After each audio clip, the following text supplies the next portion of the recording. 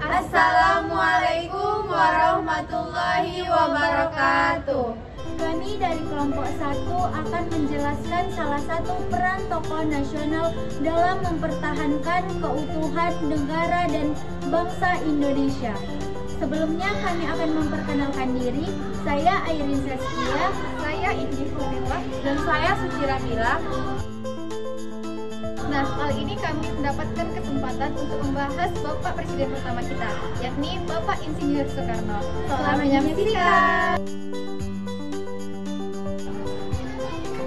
Upaya Soekarno dalam mempertahankan kemerdekaan Republik Indonesia adalah yang pertama, yakni mendirikan PNI. PNI merupakan salah satu partai yang menuntut tercapainya kemerdekaan Indonesia dari para penjajah Belanda.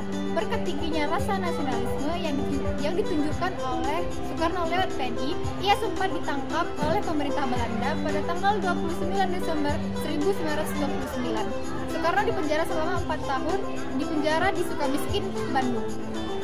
Nah, yang kedua adalah membentuk 4 serangkai.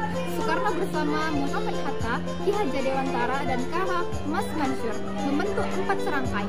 4 serangkai adalah kelompok nasionalis yang memperjuangkan kemerdekaan Indonesia pada masa penjajahan Jepang. 4 serangkai memutuskan untuk bekerja sama dengan Jepang supaya mendapatkan dukungan atas kemerdekaan Indonesia. Sayangnya, justru Jepang memanfaatkan kondisi ini agar bisa mengambil kekayaan Indonesia serta mempekerjakan pribumi sebagai kerja paksa, yakni Romusha. 3. Merumuskan Pancasila. Pada tanggal 29 April 1945, Jepang membentuk BPUPKI. Tujuan dibentuknya BPUPKI adalah untuk menarik simpati dari masyarakat Indonesia dengan diberi janji kemerdekaan Indonesia. Yang keempat, peran Soekarno dalam PPKI. Setelah dibubarkannya BPUPKI, Soekarno membentuk PPKI pada tanggal 7 Agustus 1945 atas persetujuan dari Jepang. Tugas PPKI adalah untuk melanjutkan tugas BPUPKI dan mempersiapkan kemerdekaan Indonesia. Dan yang kelima, diasingkan ke Rengas Dengklok. Jepang memutuskan untuk menyerah tanpa syarat kepada sekutu. Berita kekalahan Jepang mulanya disembunyikan supaya tidak terdengar masyarakat luas.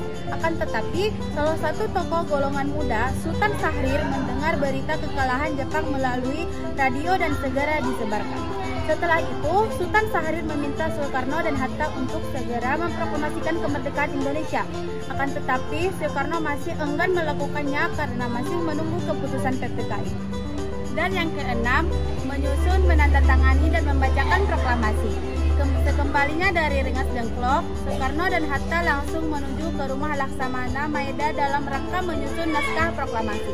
Dalam proses penyusunan naskah proklamasi, Soekarno berperan sebagai penyusun teks proklamasi bersama dengan Muhammad Hatta dan Ahmad Soebarjo. Kemudian ditandatangani oleh Soekarno dan Hatta atas nama bangsa Indonesia. Keesokan harinya, pada tanggal 17 Agustus 1945, Soekarno membacakan teks proklamasi tersebut kepada masyarakat Indonesia. Nilai yang dapat kita ambil dari Insinyur Soekarno adalah yang pertama, kebangsaan. Terbukti Bung Karno serta-merta dengan mengumandangkan proklamasi kemerdekaan Republik Indonesia atas desakan kaum muda.